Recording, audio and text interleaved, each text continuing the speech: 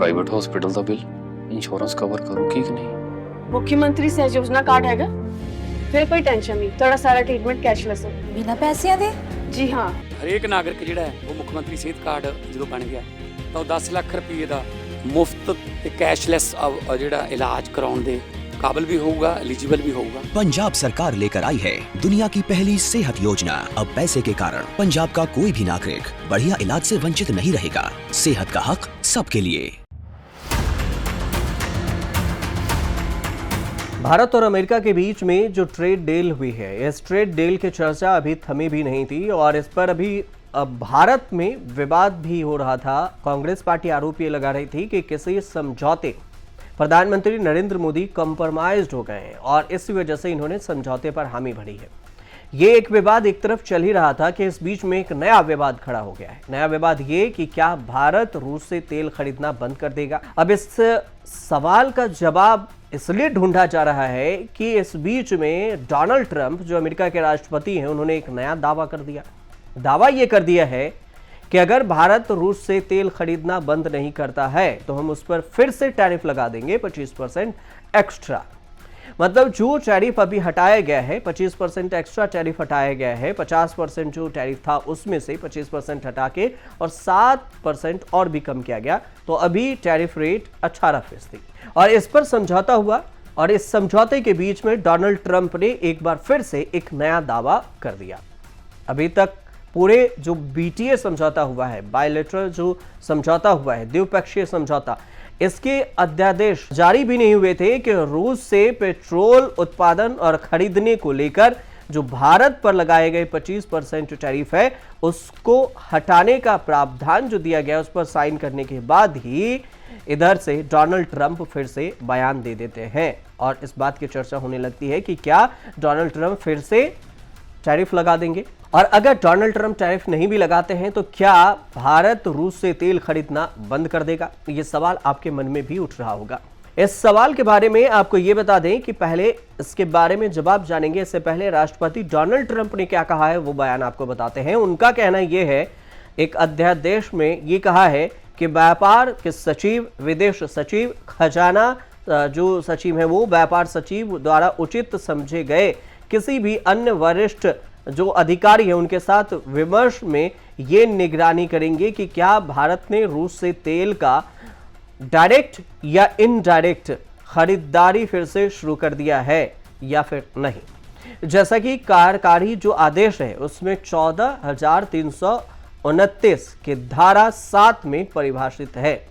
तो इनका ये शामिल ये भी किया गया है कि अगर तेल खरीदेगा भारत, रूस से तेल खरीदता है तो उस पर 25% का टैरिफ और भी हम लगा देंगे। ये बयान जारी किया गया।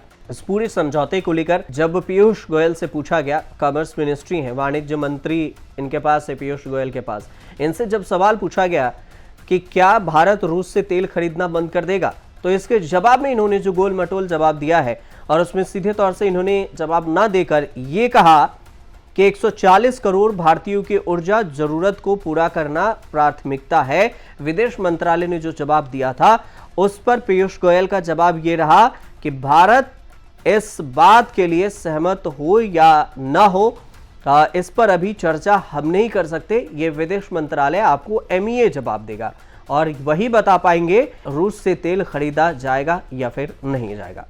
सरकार का क्या अनुमान है कि रूस से हटकर अगर हम अमेरिका से ऑयल इंपोर्ट करेंगे तो खर्चा कितना होगा? और दूसरी बात, सोयाबीन ऑयल की जहां तक बात है, हमने पिछले साल एडिबल ऑयल ईयर में 3.7% of our total crude soybean oil needs we had imported from US. Do you see this going up, and by how much when import duties are reduced to zero?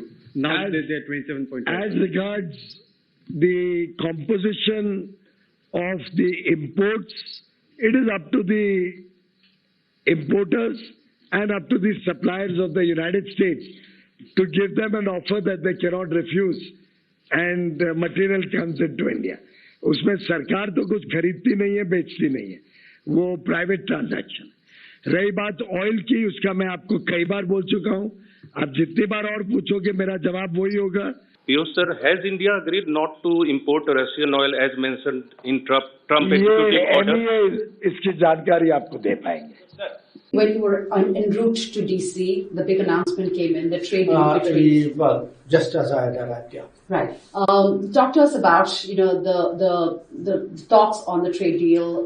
Were there discussions on that ever since the announcement was made? Well, not directly with me, because that's being handled by Commerce and Industries Minister Piyush Goyal. So what we have is, the Prime Minister and the President had their conversation. There were some announcements which came out of it. So thereafter, I think there's a detailing of the trade negotiations, which is sort of underway as we speak. So that's really where things are. Right. Is there a timeline that we can expect anytime? It's hard for me to say, because I think the Commerce Minister would know that better, because he is the person who's actually engaging USTR, Jameson Green on this matter. अब समझिए कि commerce ministry, वाणिज्य मंत्री MEA पर छोड़ता है, और MEA का जवाब क्या था? एमईए का जवाब है, विदेश मंत्रालय 2 दिन पुराने जवाब जारी करते हैं और कहते हैं कि 140 करोड़ भारतीयों की ऊर्जा जरूरत को पूरा करना ही हमारी प्राथमिकता है। मतलब साफ तौर से क्लियर ही नहीं हो पा रहा है। यहाँ एमईए ये भी कहता है, जो 2 दिन पहले प्रेस कॉन्फ्रेंस किए थे प्रवक्ता, एमईए के प्रवक्ता है रणधीर जायसवाल, उनका कहना था कि भारत की ऊर्जा सोर्स के संबंध में सरकार के कई अवसरों पर सार्वजनिक रूप से कहा गया है कि 1.4 अरब भारतीयों की ऊर्जा सुरक्षा सुनिश्चित करना सरकार की सर्वोच्च प्राथमिकता है। Government has stated publicly on several occasions, including me here, that ensuring the energy security of 1.4 billion Indians is the supreme priority of the government. Diversifying our energy sourcing in keeping with objective market conditions and evolving international dynamics is at the core of our strategy to ensure this. All of India's decisions are taken and will be taken with this in mind. As you are aware that Indian PSUs, they have established partnership with the National Oil Company of Venezuela, PDVSA, and they have our PSUs have maintained presence in the country since 2008. Consistent with our approach to energy security, India remains open to exploring the commercial merits of any crude supply options, including from Venezuela. दिलचस्प बात तो ये भी है कि इस तरफ से एक तरफ बयानबाजी हो रही है। जयशंकर से भी पूछा गया, वो बोले कि वाणिज्य मंत्रालय बताएगा, वाणिज्य मंत्रालय कह रहा है विदेश मंत्रालय बताएगा, और इनके बयान भी सोशल मीडिया पर वायरल हो रहे हैं। अब ये समझिए कि भारत और अमेरिका का जो ज्वाइंट स्टेटमेंट है उसमें रूस का नाम तक नहीं लिया गया है। सबसे दिलचस्प बात यह है, इसमें केवल इतना कहा गया है कि भारत अगले 5 साल में अमेरिका से 500 अरब डॉलर के एनर्जी प्रोडक्ट्स, टेक्नोलॉजी और अन्य सामान खरीदेगा। बावजूद इसके ट्रंप एक बार फिर से भारत को धमका दिए। अब इस बीच में आंकड़े समझ लीजिए कि आंकड़े क्या कहते हैं। आंकड़े ये कहते हैं कि भारत और अमेरिका के बीच में अगर देखें तो रूस से देखते हैं, तो रूस से हाल ही में देखें तो भारत ने हाल में रूस से जो तेल खरीदारी की है उसमें कमी जरूर आई है, और जनवरी 2026 में ये घटकर 1.2 मिलियन बैरल रह गया है, जो 2025 से कम है। अब वहीं पर अमेरिका से तेल खरीदने की बात है तो धीरे धीरे इसे बढ़ाया जा रहा है। हालांकि इसे देखें तो रूस से पूरी तरह से दूरी होना जल्दबाजी ही होगी।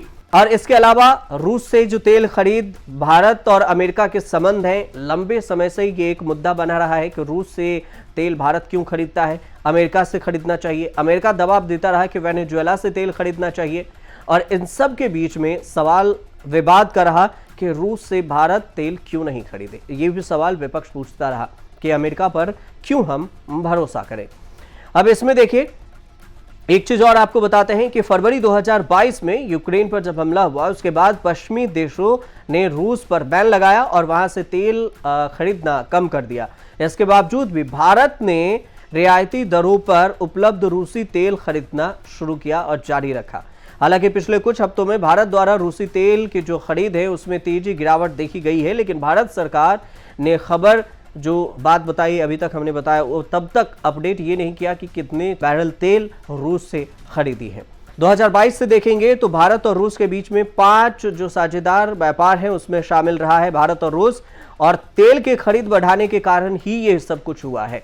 तो इसमें एक चीज और है कि कुल द्विपक्षीय व्यापार वित्त वर्ष के हिसाब से देखें तो 2024 और 25 में रिकॉर्ड 68.7 अरब डॉलर तक पहुंच गया, और दोनों देशों से इसे 2030 तक 100 अरब डॉलर तक बढ़ाने का लक्ष्य भी रखा हुआ है। रूस और भारत के बीच की बात हो रही है। ये 31 मार्च 2025 को जब समाप्त हुआ था वित्त वर्ष में, तो रूस को भारत का निर्यात 4.9 अरब डॉलर रहा था, जिसमें दवाई थी, चावल था, चाय जैसे कृषि उत्पादक भी शामिल थे। और इसकी तुलना में रूस से भारत का आयात कहीं अधिक रहा है, 63.8 डॉलर था, और मुख्य रूप से तेल और पेट्रोलियम उत्पाद से बना था। यानी भारत को रूस से 60 अरब डॉलर से ज्यादा का व्यापारी घाटा देखने को मिला है, जो कि चीन से 100 अरब डॉलर के व्यापार घाटे के बाद दूसरा सबसे बड़ा घाटा इसे माना जा सकता है।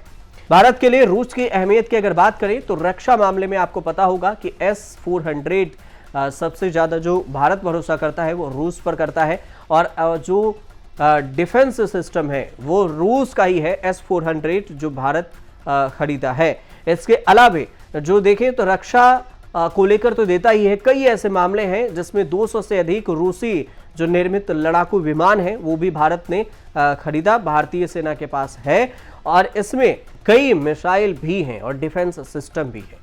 तो भारत और रूस का रिश्ता वैसे भी पुराना रहा है। अब अमेरिका बीच में भारत और रूस के रिश्ते को तोड़कर अमेरिका बीच में घुसना चाहता है, जबकि आपको पता है कि अमेरिका और भारत के बीच रिश्ते की कहानी क्या कुछ रही।